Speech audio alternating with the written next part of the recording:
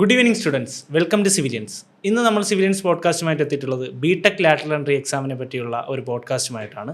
നമ്മോടൊപ്പം എന്നുള്ളത് ഗോകുൽ സാറാണ്. Gokul sir, welcome to civilians podcast. Good evening students. നമ്മളിന്ന് എത്തിയിട്ടുള്ളത് ബിടെക്കിൻ്റെ ലാറ്ററൽ എൻട്രി എക്സാം നോട്ടിഫിക്കേഷൻ വന്നു. എല്ലാവരും ആകാംക്ഷപൂർവ്വം കാത്തിരുന്ന ഒരു നോട്ടിഫിക്കേഷനാണ്.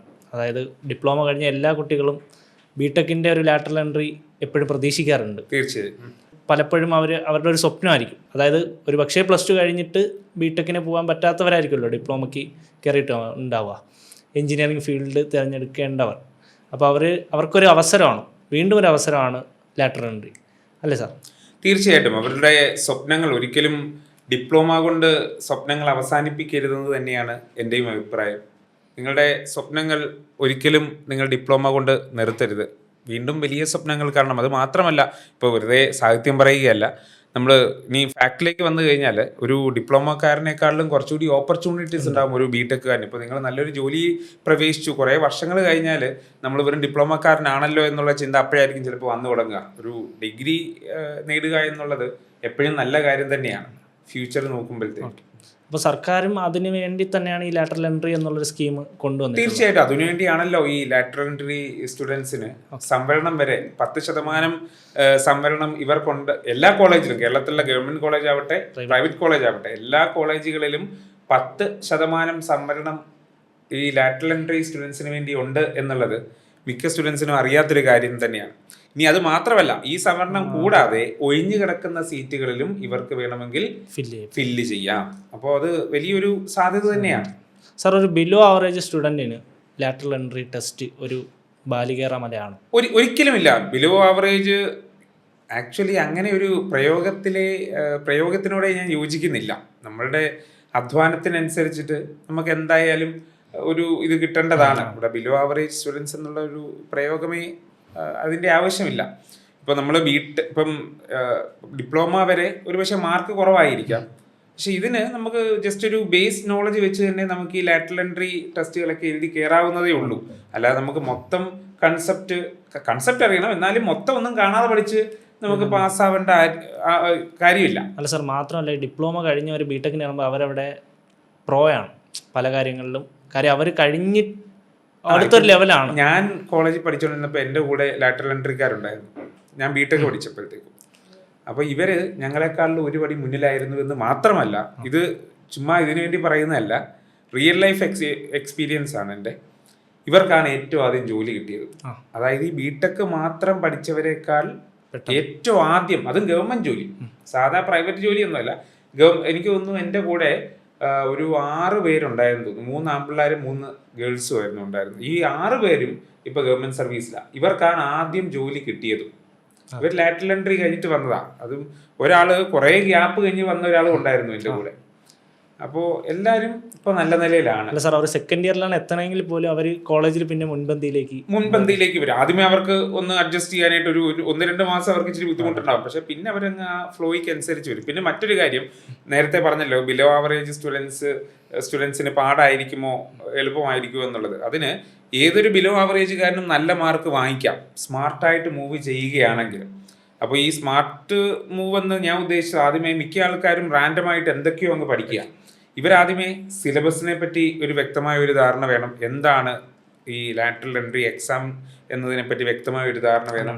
ഏതൊക്കെ സബ്ജക്റ്റാണ് അതിന് ചോദിക്കുന്നത്, എന്തൊക്കെയാണ് എത്രയാണ് ഇതിൻ്റെ വെയിറ്റേജ്, ഓരോ സബ്ജക്റ്റിൻ്റെയും വെയിറ്റേജ് എത്രയാണെന്ന് അറിയണം.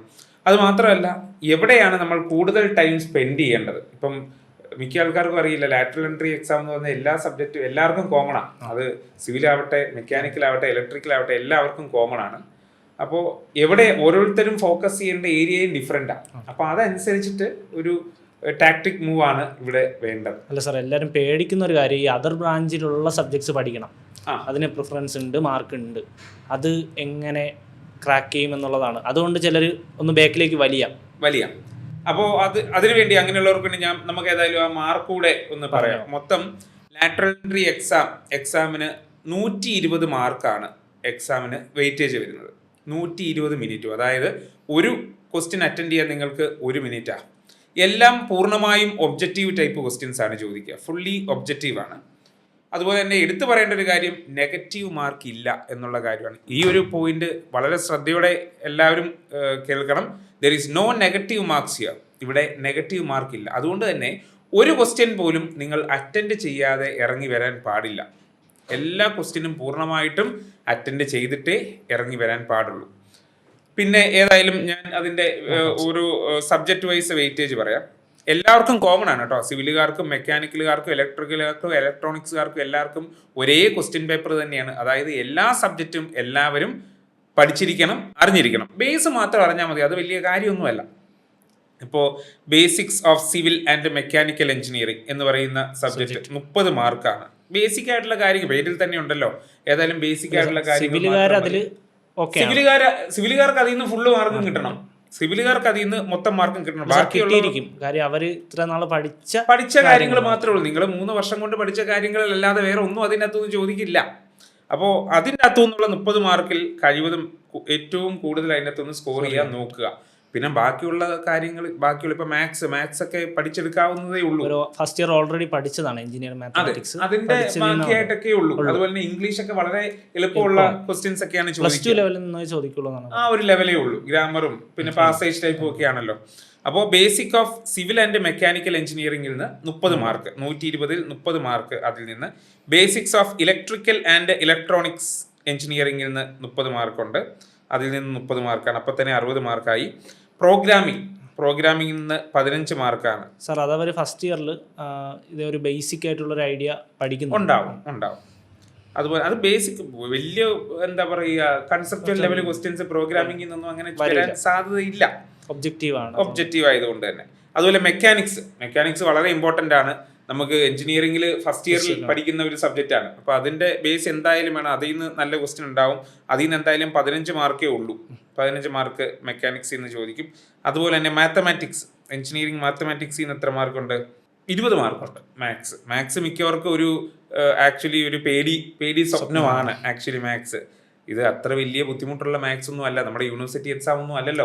2-3 പേജ് ദൈർഘ്യമുള്ള ചോദ്യങ്ങളൊന്നും വരാൻ സാധ്യതയില്ല. ഒബ്ജക്റ്റീവ് ക്വസ്റ്റ്യൻ ആയതുകൊണ്ടും 1 മാർക്കിൽ ഉത്തരം കിട്ടേണ്ട ചോദ്യമായതുകൊണ്ടും 1-2 സ്റ്റെപ്പുകളിൽ തീരുന്ന ക്വസ്റ്റ്യൻസ് മാത്രമേ ചോദിക്കൂ. അത് മിക്ക ആൾക്കാർക്കും അറിയില്ല. നമ്മൾ ഡിപ്ലോമയ്ക്ക് അല്ലെങ്കിൽ വലിയ കോംപ്ലിക്കേറ്റഡ് ആയിട്ടുള്ള കണക്കുകളൊന്നും അവിടെ ചോദിക്കില്ല. 1-2 സ്റ്റെപ്പുകളിൽ ഉത്തരം കിട്ടുന്ന കണക്കുകൾ മാത്രമേ അവിടെ ചോദിക്കൂ. കൺസെപ്റ്റ് അറിയാമെങ്കിൽ അവർക്ക് എലിമിനേറ്റ് ചെയ്ത് ഓപ്ഷൻസ് എലിമിനേറ്റ് ചെയ്ത് തന്നെ. അതെ, അത് മാത്രമല്ല നെഗറ്റീവ് മാർക്ക് ഇല്ല. ഇപ്പൊ 4 ഓപ്ഷൻ ഉണ്ടെങ്കിൽ ശരിയായിട്ടുള്ള ഓപ്ഷൻ അറിയില്ലെങ്കിലും ചിലപ്പോൾ തെറ്റായിട്ടുള്ള ഓപ്ഷൻസ് അറിയാം. ഇതല്ല ഉത്തരം എന്നറിയാമെങ്കിൽ അത് ഒഴിവാക്കി ഒരു ഭാഗ്യ പരീക്ഷണം വേണമെങ്കിൽ നടത്താം. വീണ്ടും ഞാൻ പറയുന്നു, ഒരു ക്വസ്റ്റ്യൻ പോലും അറ്റൻഡ് ചെയ്യാതെ നിങ്ങൾ ഇറങ്ങി വരരുത്. അത് ആത്മഹത്യാപരമായ ഒരു ഡിസിഷനാണ്. അതുപോലെ തന്നെ ഇംഗ്ലീഷിന് 10 മാർക്കാണ് വെയിറ്റേജ്. ആ 10 മാർക്കും സ്കോർ ചെയ്യാൻ ശ്രമിക്കുക. അപ്പോൾ ഇത്രയുമാണ്. സർ ഒരു ഡൗട്ട് ഉള്ളതെന്ന് പറഞ്ഞാൽ പ്രീവിയസ് ഇയർ ക്വസ്റ്റ്യൻസ് നോക്കണം, തീർച്ചയായിട്ടും നോക്കണം. എങ്ങനെ നമ്മളിപ്പോൾ കുറേ പഠിച്ചിട്ട് പോയി, പക്ഷേ ആ പഠിച്ച ഭാഗത്ത് നിന്ന് എങ്ങനെയാണ് ക്വസ്റ്റ്യൻസ് വരിക എന്ന് അറിയില്ലെങ്കിൽ നമ്മളവിടെ പെട്ടുപോകും. അപ്പോൾ ക്വസ്റ്റ്യൻസ് ഒരു പാഠഭാഗം പഠിച്ചാൽ മാത്രം പോരാ, അവിടെ നിന്ന് എങ്ങനെ ക്വസ്റ്റ്യൻ വരും എന്നുകൂടി പ്രാക്ടീസ് ചെയ്തവനാണ് റാങ്ക് ലിസ്റ്റിൽ ഉയർന്നു വരിക. നിങ്ങൾക്കറിയാമല്ലോ, ഇതിൽ കട്ട് ഓഫ് മാർക്ക് എന്നുള്ളതില്ല. ഇങ്ങനെ ഒരു സാധാരണ എല്ലാ എക്സാമിനും കട്ട് ഓഫ് മാർക്കുണ്ട്. ആ കട്ട് ഓഫിന് മുകളിലെത്താനായിട്ടാണ് എല്ലാവരും ശ്രമിക്കുക. പക്ഷേ ഇവിടെ നിങ്ങൾക്ക് കിട്ടുന്ന മാർക്കിന്റെ അടിസ്ഥാനത്തിലാണ് റാങ്ക് ലിസ്റ്റ് വരിക. ഇപ്പോൾ ഒരേ മാർക്കാണെങ്കിൽ മാത്സിന്റെ വെയിറ്റേജ് ഒക്കെ നോക്കിയിട്ടാണ് നമുക്ക് റാങ്ക് ലിസ്റ്റ് മുന്നിലെത്തണോ വേണ്ടിയോ എന്നൊക്കെ തീരുമാനിക്കപ്പെടുന്നത് അവിടെ. പിന്നെ ഇത് BSc കാർക്കും അപ്ലൈ ചെയ്യാൻ പറ്റും. BSc കാർക്ക് സിലബസ് വേറെയാണ് കേട്ടോ. BSc കാരുടെ സിലബസ് മാത്സ് 40 മാർക്കിനാണ് അവർക്ക്. ഇവർക്ക് ഡിപ്ലോമക്കാർക്ക് 20 മാർക്കാകുമ്പോൾ ഇവർക്ക് 40 മാർക്കാണ്. അതുപോലെ ഇവർക്ക് ഫിസിക്സ് ഉണ്ട്. ഫിസിക്സ് 30 മാർക്ക് വെയിറ്റേജ് ഉണ്ട് ഫിസിക്സിന്. Engineering chemistry 20 mark. അതുപോലെ പ്രോഗ്രാമിംഗ് സെയിം മാർക്ക് തന്നെയാണ്, 15 മാർക്ക്.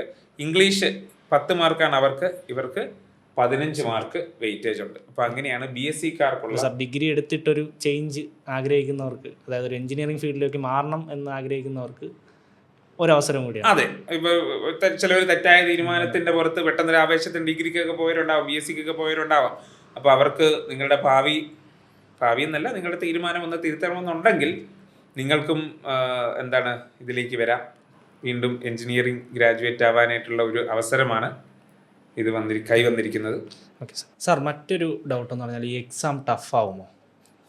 എക്സാം ടഫാവോ എന്ന് ചോദിച്ചു കഴിഞ്ഞാൽ മുൻ വർഷത്തെ ക്വസ്റ്റ്യൻ പേപ്പർ അനലൈസ് ചെയ്ത് കഴിഞ്ഞാൽ അത്ര വലിയ ടഫായിട്ടുള്ള എക്സാം ഒന്നും അല്ല ഇത്. പ്രത്യേകിച്ച് നെഗറ്റീവ് മാർക്കും കൂടെ ഇല്ലാത്തൊരു എക്സാം എന്ന് പറഞ്ഞു കഴിഞ്ഞാൽ അതിൻ്റെ ടഫ്നെസ് അത്രയ്ക്കൊന്നും കൂടാൻ സാധ്യതയില്ല. പക്ഷേ എൻ്റെ ഒരു അഭിപ്രായത്തിൽ ഇത് എത്രമാത്രം ടഫാവുന്നോ അത്രമാത്രം നല്ലതെന്ന് ഞാൻ പറയൂ. കാരണം ടഫായാൽ മാത്രമേ ഇത് കാര്യമായിട്ട് പഠിക്കുന്ന ഉദ്യോഗാർത്ഥികൾക്ക് അതിൻ്റെ മെച്ചം കിട്ടുകയുള്ളൂ. വളരെ എളുപ്പമാണെങ്കിൽ പഠിക്കാത്തവർക്കും പഠിക്കുന്നവർക്കും എല്ലാം ഇത് ഒരുപോലെയാണ്. അപ്പോൾ ടഫ് ആവുന്നത് തന്നെയാണ് നല്ലത്. സാർ ഇപ്പം ബ്രാഞ്ച് ചേഞ്ച് എന്നുള്ളൊരു ഓപ്ഷൻ ഉണ്ട്. ഏത് ബ്രാഞ്ചിലേക്കും പോകാം. അതും ഇതിന്റെ ഒരു മെച്ചമാണ്. നിങ്ങൾ പണ്ട് അങ്ങനെ ഒരു ഓപ്ഷൻ ഇല്ല. ഇപ്പൊ ഏത് ബ്രാഞ്ച് വേണമെങ്കിലും നമുക്ക് സെലക്ട് ചെയ്യാം. ഒരു പക്ഷേ ബ്രാഞ്ച് ഇഷ്ടപ്പെടാതെ നമ്മൾ അറിയാതെ പെട്ടുപോയ ഒരാൾക്ക് വീണ്ടും മാറാനുള്ള ഒരു സുവർണാവസരമാണ് കൈവന്നിരിക്കുന്നത്. സാർ നമുക്കിപ്പോൾ ഒരു ലിമിറ്റഡ് ടൈമേ ഉള്ളൂ. അതായത് ജൂണിൽ എക്സാം പ്രതീക്ഷിക്കാം. അപ്പോൾ ഈ ലിമിറ്റഡ് ടൈം കൊണ്ട് നമുക്ക് ഇത്രയും സിലബസ് കവർ ചെയ്യാൻ പറ്റുമോ എന്നാണ് പല സ്റ്റുഡൻസും ചോദിക്കാറുള്ളത്. ലിമിറ്റ് ഉള്ള ടൈം മാക്സിമം ഉപയോഗിക്കുന്നയാൾ റാങ്ക് ലിസ്റ്റിൽ മുന്നിലെത്തും. എല്ലാവർക്കും ഇത്രയും ടൈമല്ലേ കിട്ടുന്നുള്ളൂ, അല്ലാതെ ആർക്കും കൂടുതൽ ടൈമൊന്നും കിട്ടുന്നില്ല. അല്ല സാർ, അവർ പറയാൻ കാര്യം ഇപ്പം മെയിനായിട്ട് ഇപ്പം ഡിപ്ലോമ കഴിഞ്ഞവരാണ് കൂടുതലും ആപ്ലിക്കൻസ് വരുന്നത്. അപ്പോൾ അവർക്ക് ഇപ്പോൾ എക്സാം കഴിയുന്നു, ലാബ് എക്സാംസ് വരുന്നു, അത് കഴിഞ്ഞ ഉടൻ ഇതിനോട്ട് പോവേണ്ട. എൻ്റെ അഭിപ്രായത്തിൽ എപ്പോഴും സ്വന്തമായിട്ട് പഠിക്കുന്നതിനേക്കാൾ നല്ലത്, ഞാൻ എപ്പോഴും അത് കുട്ടികളോട് പറയാറുള്ളതാണ്, നിങ്ങൾ സ്വന്തമായി പഠിക്കുന്നതിനേക്കാൾ എപ്പോഴും ഏതെങ്കിലും ഒരു കോച്ചിങ് ഇൻസ്റ്റിറ്റ്യൂട്ടിൻ്റെ സഹായത്തോടെ പഠിക്കുന്നത് തന്നെയാണ് നല്ലത്. നിങ്ങൾക്ക് ഏറ്റവും വിശ്വാസമുള്ള, ഏറ്റവും കൂടുതൽ ഉദ്യോഗാർത്ഥികളെ വിജയപഥത്തിൽ എത്തിച്ച ഒരു കോച്ചിങ് ഇൻസ്റ്റിറ്റ്യൂട്ടിൻ്റെ സഹായം തേടുന്നത് എപ്പോഴും നല്ലതായിരിക്കും. കാരണം നിങ്ങൾ സ്വന്തമായിട്ട് പഠിക്കുന്നതിനേക്കാൾ ഒരു 10-15 മാർക്ക് എങ്കിലും കൂടുതൽ നേടാനായിട്ട് സാധിക്കും. കാരണം അവർക്ക് ഈ മേഖലയിൽ എക്സ്പീരിയൻസ് ഉള്ളവരാണ്. അപ്പോൾ ബാക്കിയുള്ള സമയം ഏറ്റവും നന്നായിട്ട് തന്നെ വിനിയോഗിക്കുക, അത് മാത്രമേ പറയാനുള്ളൂ. സിവിലിയൻസ് കഴിഞ്ഞ കുറേ നാളുകളായി ലെറ്റ് കോൺസെൻട്രേറ്റ് ചെയ്യുന്നുണ്ട്. ഉദ്യോഗാർത്ഥികൾക്കെല്ലാം അത്യാവശ്യം നല്ല മാർക്കും കിട്ടുന്നുണ്ട്. അല്ല സാർ, അവർ ലെറ്റ് കഴിഞ്ഞു, അടുത്ത ബിടെക്കിന് പോയി, അത് കഴിഞ്ഞിട്ട് നമുക്കിവിടെ ഗേറ്റിന് വരാറുണ്ട്. നമ്മളിവിടെ എല്ലാ പാക്കേജും ഉണ്ടല്ലോ. നിങ്ങൾക്ക് ലെറ്റ് കഴിഞ്ഞ് ബിടെക്കിന് വരുന്നവർക്ക് ഉള്ള സഹായം നമ്മൾ ചെയ്യുന്നുണ്ട്. അതിനുള്ള കോച്ചിങ് ഉണ്ട്. അത് കഴിഞ്ഞ് PSCക്കുള്ള കോച്ചിങ് ഉണ്ട്. അപ്പോൾ ഇതൊരു ഓൾ ഇൻ വൺ പാക്കേജാണ്. ഇപ്പം നിങ്ങൾക്ക് ലെറ്റാണ് നിങ്ങളുടെ സ്വപ്നമെങ്കിൽ അതിനുവേണ്ടി ഞങ്ങളെ കൊണ്ട് ചെയ്യാൻ പറ്റുന്നതെല്ലാം ചെയ്ത് ഞങ്ങൾ നിങ്ങളുടെ കൂടെ ഉണ്ടാകും. അതിന് ഏറ്റവും അഫോർഡബിൾ ആയിട്ടുള്ള പ്രൈസിലുള്ള കോച്ചിങ് മെറ്റീരിയൽസും ഇൻക്ലൂഡിങ് ബുക്കും നമുക്ക് വാങ്ങിക്കാം. ബുക്ക് ഇതിൻ്റെ കൂടെ വരില്ല. ബുക്ക് നിങ്ങൾക്ക് സെപ്പറേറ്റ് വാങ്ങിക്കണം. ഈ ബുക്ക് അവൈലബിൾ ആണ്. ഓക്കെ. അപ്പോൾ ബുക്സ് ഒക്കെ സെപ്പറേറ്റ് വാങ്ങിക്കണം. പക്ഷേ കോച്ചിങ് നിങ്ങൾക്ക് ഏറ്റവും അഫോർഡബിൾ ആയിട്ടുള്ള റേറ്റിൽ, അത് കേരളത്തിൽ മറ്റൊരു കോച്ചിങ് ഇൻസ്റ്റിറ്റ്യൂട്ടും കൊടുക്കാത്ത റേറ്റിൽ നിങ്ങൾക്ക് ലഭിക്കുന്നതാണ്. പിന്നെ മറ്റൊരു കാര്യം എന്ന് പറഞ്ഞു കഴിഞ്ഞാൽ ആകെ ഏകദേശം 4000 ഉദ്യോഗാർത്ഥികളാണ്, ആപ്ലിക്കൻസ് ആണ് ഈ വർഷം വരാൻ സാധ്യത. കഴിഞ്ഞ വർഷം ഏകദേശം 3800 പേരേ ഉള്ളൂ. അപ്പൊ എന്തായാലും ഈ 4000 പേർക്കും അഡ്മിഷൻ കിട്ടാൻ നല്ല സാധ്യതയുണ്ട്. അപ്പം നമ്മളുടെ ലക്ഷ്യം ഏതെങ്കിലും ഒരു കോളേജിൽ ഏതെങ്കിലും ഒരു ബ്രാഞ്ച് അല്ല, നിങ്ങൾ ഇഷ്ടപ്പെടുന്ന കോളേജിൽ നിങ്ങൾ ഇഷ്ടപ്പെടുന്ന ബ്രാഞ്ച് നേടുക ആയിരിക്കണം നിങ്ങളുടെ ലക്ഷ്യം. ഇപ്പോൾ ഉദാഹരണം പറഞ്ഞാൽ CET, അതുമല്ലെങ്കിൽ TKM, അതുമല്ലെങ്കിൽ RIT, അതുപോലുള്ള ഗവൺമെന്റ് കോളേജ് ലക്ഷ്യം വെക്കുന്നതാവും ഏറ്റവും നല്ലത്. നിങ്ങൾക്ക് അതുകൊണ്ടായിരിക്കും കൂടുതൽ മെച്ചം. കാരണം ഇതുവരെ ഗവൺമെന്റ് കോളേജിൽ നിന്നും പഠിക്കാത്ത ആൾക്കാരുണ്ടാവും. അപ്പോൾ അവർക്ക് ഗവൺമെന്റ് കോളേജിൽ കയറാനായിട്ടുള്ള ഒരു വളരെ നല്ലൊരു അവസരമാണ് ആക്ച്വലി. അതുമല്ല, ഗവൺമെന്റ് കോളേജിൽ പഠിച്ച് നമ്മുടെ ലെവലേ മാറുക, ചിലപ്പോൾ അവിടുന്ന് തന്നെ പ്ലേസ്ഡ് ആവാം. നമുക്ക് കൂടുതൽ സ്വപ്നം കാണാനുള്ള പ്രചോദനം ഒക്കെ കിട്ടാനായിട്ടൊക്കെ സാധ്യതയുണ്ട്. അപ്പോൾ എപ്പോഴും വലിയ വലിയ സ്വപ്നങ്ങൾ കാണുക. ഒരു ഗവൺമെന്റ് കോളേജ് ആയിരിക്കട്ടെ നിങ്ങൾക്ക് ലക്ഷ്യം. നിങ്ങളുടെ ലക്ഷ്യം എന്ന് പറയുന്ന വലിയ ബാലികേറ മലയോ അസാധ്യമായതോ ഒന്നുമല്ല. എല്ലാം സാധിക്കും നിങ്ങൾ എടുക്കുന്ന തീരുമാനം നല്ലതാണെങ്കിൽ. സാർ, ലെറ്റിൻ്റെ ആപ്ലിക്കേഷൻ പ്രൊസീജിയേഴ്സ്, റിസൾട്ട് നമുക്ക് ഒരുപാട് ഡിലേ ആവുമോ? അങ്ങനെയൊക്കെയുള്ള ഡൗട്ട്സ് ചോദിക്കാറുണ്ട് സ്റ്റുഡൻസ്. ആപ്ലിക്കേഷൻ പ്രൊസീജിയർ എന്ന് പറഞ്ഞു കഴിഞ്ഞാൽ LBS സെൻറ്റർ വഴിയാണ്, ഓൺലൈനായിട്ടാണ് ഇത് അപ്ലൈ ചെയ്യേണ്ടത്. 1100 രൂപയാണ് അപ്ലൈ ചെയ്യേണ്ടത് ജനറൽ കാറ്റഗറിക്കാർക്ക്. റിസർവേഷൻ ഉള്ളവർക്ക് അതിന് അനുവദിച്ചിട്ടുള്ള ഇളവുകൾ ഉണ്ടാവും ആപ്ലിക്കേഷൻ ഫീസിൽ. പിന്നെ റിസൾട്ട് എന്തായാലും ഒരുപാടൊന്നും വൈകില്ല. ഒരു ജൂലൈ മാസം ആകുമ്പോഴത്തേക്കും ഇതിൻ്റെ റിസൾട്ട് വന്ന് ഓഗസ്റ്റിലേക്ക് ക്ലാസ് എല്ലാം തുടങ്ങുന്ന രീതിയിലാണ് ഇതിൻ്റെ നാളിതുവരെയുള്ള ഇതിൻ്റെ ഒരു പ്രൊസീജിയർ എന്ന് പറയുന്നത്. സാർ, അപ്പോൾ നമുക്ക് എപ്പോഴത്തേക്ക് നമുക്ക് പഠിച്ചു തുടങ്ങാം? Means it's now or never. നിങ്ങൾ ഇന്ന് പഠിച്ചു തുടങ്ങുകയാണെങ്കിൽ ഏറ്റവും നല്ലത്. അതുമല്ല, ഇപ്പൊ എക്സാം ടൈമൊക്കെ ആണെങ്കിൽ എക്സാം കഴിയുന്ന നിങ്ങൾ ഫ്രീ ആകുന്ന ആ ഒരു ദിവസം തന്നെ നിങ്ങൾ പഠിച്ചു തുടങ്ങണമെന്നാണ് എനിക്ക് പറയാനുള്ളത്. ഈസി ആയിട്ട് ക്രാക്ക് ചെയ്യാവുന്നതേ ഉള്ളൂ. നമ്മൾ ആത്മാർത്ഥമായിട്ട് വിചാരിച്ചു കഴിഞ്ഞാൽ നടക്കാത്തതായിട്ട് എന്താണുള്ളത്? അവിടെ സമയമോ എല്ലാവർക്കും ഒരേ സമയം തന്നെയാണ് കിട്ടുന്നതെന്നുള്ള കാര്യം ഞാൻ വീണ്ടും ഒന്നുകൂടി ഓർമ്മിപ്പിച്ചുകൊള്ളട്ടെ. സാർ, നമുക്ക് ലെറ്റിൻ്റെ സ്റ്റുഡൻസിന് ഈ ഒരു പോഡ്കാസ്റ്റ് അവരുടെ ഒരു ഇനിഷ്യൽ ടൈമിലുള്ളൊരു പേടി കാര്യങ്ങളെല്ലാം നമ്മൾ ക്ലാരിഫൈ ചെയ്ത് പോയി എന്നാണ് തോന്നുന്നത്. ഇല്ലേ സാർ? തീർച്ചയായും എന്നെക്കൊണ്ട് പറ്റാവുന്ന സഹായമൊക്കെ ഞാൻ ചെയ്തു എന്ന് തന്നെയാണ്. നിങ്ങളുടെ ഡൗട്ട്സും കാര്യങ്ങളും ഒക്കെ ഒരു പരിധിവരെ ഈ ഒരു പോഡ്കാസ്റ്റ് കൊണ്ട് മാറിയെന്ന് തന്നെ വിചാരിക്കുന്നു. അപ്പം ഈ ഒരു പരീക്ഷയ്ക്ക് പ്രിപ്പയർ ചെയ്യുന്നവർക്കെല്ലാം എൻ്റെ ഏറ്റവും എന്താ പറയുക ബെസ്റ്റ് വിഷസ്, ഏറ്റവും നല്ല വിഷസ് തന്നെ ഞാൻ ആശംസിക്കുന്നു. ഓക്കെ, ലെറ്റിൻ്റെ സ്റ്റുഡൻസിന് നിങ്ങൾക്ക് എന്ത് ഡൗട്ട്, ആപ്ലിക്കേഷൻ പ്രൊസീജിയേഴ്സ് ആയിക്കോട്ടെ അല്ലെങ്കിൽ പഠിക്കുന്നതിലായിക്കോട്ടെ, എല്ലാം സിവിലിയൻസിനെ കോൺടാക്ട് ചെയ്യാവുന്നതാണ്. All the best. Start your preparations for engineering competitive exams from top educators. Learn from the best.